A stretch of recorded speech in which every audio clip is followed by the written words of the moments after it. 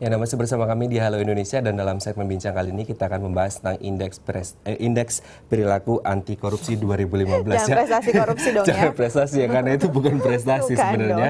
Perilaku yang memang harus dihindari. Dan memang kalau kita berbicara tentang korupsi, Indonesia adalah negara pertama yang menerapkan kemudian mengukur perilaku anti korupsi, dan sejak tahun 2012 BPS ditugaskan untuk mengukur perilaku anti korupsi supaya tidak lebih permisif lagi di Indonesia. Betul, tapi sebenarnya seefektif apa sih indeks ini bisa berlaku dan meminimalisir tindak korupsi di Indonesia? Mungkin kita akan bahas hari ini ya, Mete? Betul sekali. Nah, untuk membahas tentang hasil survei terbaru ya 2015 tentang bagaimana sih hasilnya? Ya, sejalan nggak ya edukasinya, pengetahuannya sama betul sekali antara persepsi dan juga pengalaman sehari-harinya. Telah hadir bersama kami di studio Halo Indonesia Pak Hala Nainggolan selaku Deputi Bidang Pencegahan KPK. Namun sebelum kita berbincang lebih lanjut dengan beliau, kita saksikan dulu tayangan berikut.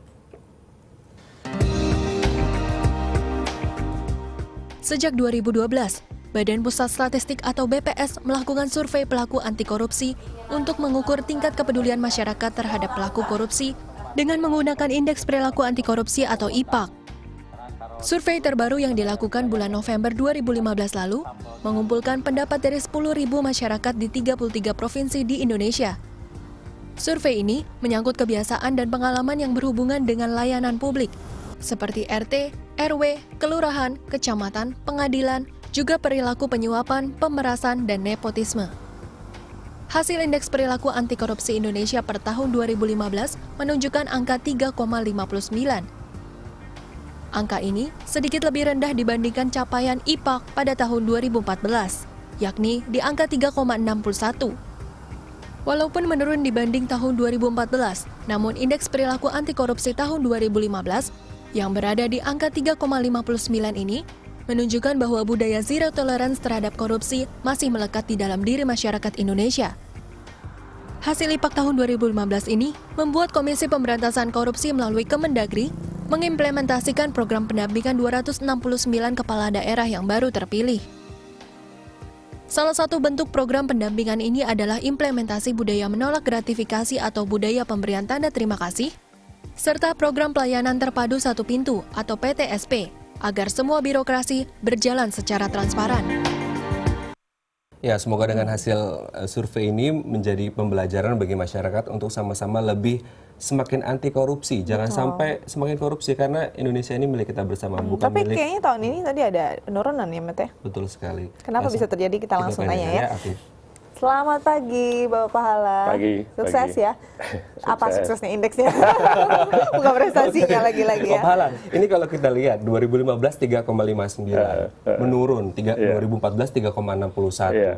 Semakin mendekati angka 5 berarti semakin anti korupsi. Semakin mendekati angka 0 semakin lebih permisif dalam hal korupsi. Nah, 2015 semakin menurun mendekati 0 berarti semakin lebih permisif masyarakat Indonesia terhadap korupsi?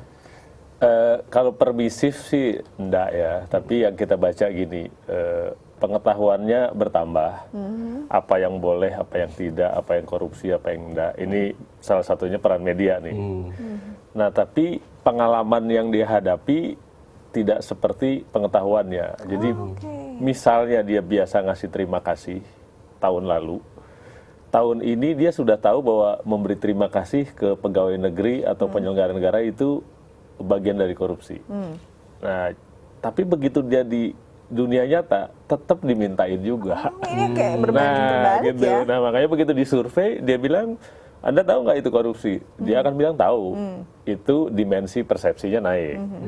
Tapi dimensi pengalamannya malah turun karena dia merasa makin buruk gitu loh. Nah, kita bacanya begitu. Tapi sedikit soal IPAK ya kita bilangnya, perilaku anti korupsi. Mungkin aku kasih gambaran sedikit gini. Korupsi itu bukan di Indonesia aja, seluruh dunia. Jadi ada UNCSC namanya dari PBB itu menekan seluruh negara di dunia untuk mengurangi korupsi. Indonesia salah satunya. Kita ratifikasi. Sesudah dari ratifikasi ada kewajiban di situ. Salah satu kewajiban adalah setiap negara harus punya strategi nasional pencegahan dan pemberantasan korupsi. Kita punya tahun 2012. Lantas ada peraturan presiden yang bilang strategi ini antara lain strategi untuk pembelajaran masyarakatnya bagaimana dan jangan lupa diukur. Nah, jadi IPAK ini kewajiban. Kewajiban. Jadi ini akan terus nih tiap tahun. Karena itu kita sudah ratifikasi UNCSC gitu ya. Nah, jadi kita akan terus ukur ini. Nah, waktu kita ukur pertama 2012, ya itu baseline saja, nggak bicara apa-apa. Tapi sebenarnya 2015 ini target kita tuh 4. Kalau di strategi itu 4. Jadi kita fair saja, kita bilang kita gagal mencapai target 4. Bahkan menjauh dari 4. Menjauh dari 4, menurun ya. Menjauh dari 4,61 ke 359. Betul. Buat KPK ini serius benar gitu. Walaupun korupsinya kita bilang petty corruption ya, korupsi sehari-hari, tapi ini nggak boleh dibiarin. Karena nanti akan menjadi banyak ya. Persis. Dan masyarakatnya tidak merasa bahwa korupsi itu membaik. Kalau pengalaman sehari-hari yang real, kita nggak cerita soal yang triliunan atau ratusan miliar. Masyarakat lihat yang sehari-hari aja.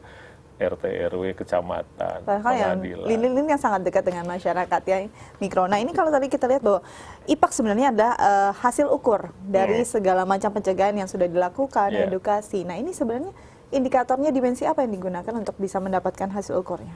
Ya jadi kalau yang persepsi kita bilang dari kampanye dan sosialisasi. Itu mungkin relatif baik karena konstan dia naik terus. Mungkin antara lain yang berita-berita kasus-kasus di TV itu mendidik masyarakat juga. Karena kan orang pikir tadi korupsi cuma ngambil uang negara. Bukan, suap menyuap aja korupsi juga gitu kan. Jadi bukan hanya ngambil uang negara. Nah jadi itu baik, kita nggak terlalu khawatir sama itu dan kita yakin naik terus. Yang kita khawatir soal dimensi pengalaman. Dan ini lebih banyak ke pelayanan publik.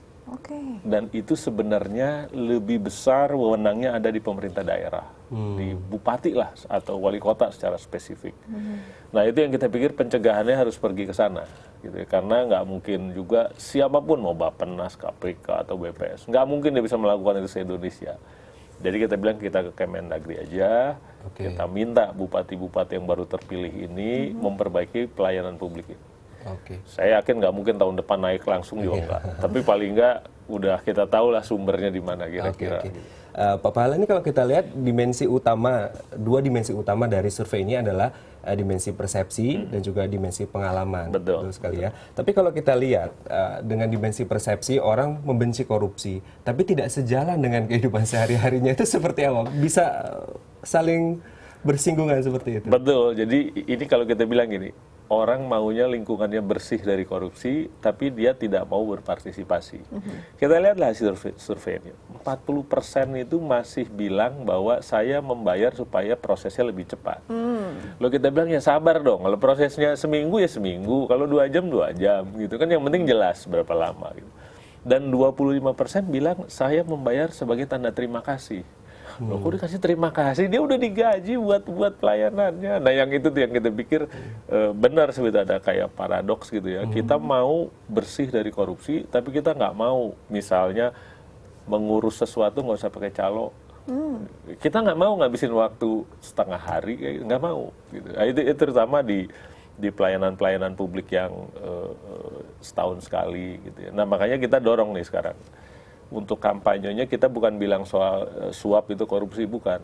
Mari kita berpartisipasi, gitu. Kalau harus nunggu lah. Yang penting jelas ya, 2 hari, 3 hari, 4 hari. Tapi kalau memang nggak bisa nunggu, lantas bayar calo, ya sudah. Sampai kapanpun Indonesia begini, udah. Jadi gitu memang aja, dari masyarakatnya sendiri ya, bukan hanya oknumnya. Nah ini kalau kita lihat tadi bahwa masyarakat diedukasi, khususnya dengan media. Nah kalau kita lihat dari tindak kriminal, saat seseorang dengan gamblang atau media dengan gamblang memberitakan prakteknya, orang justru meniru. Apakah ini juga berlaku sama dengan tindak korupsi? Nah kita bahas setelah jeda berikut ya Pak ya. Tetap bersama kami di Halo Indonesia.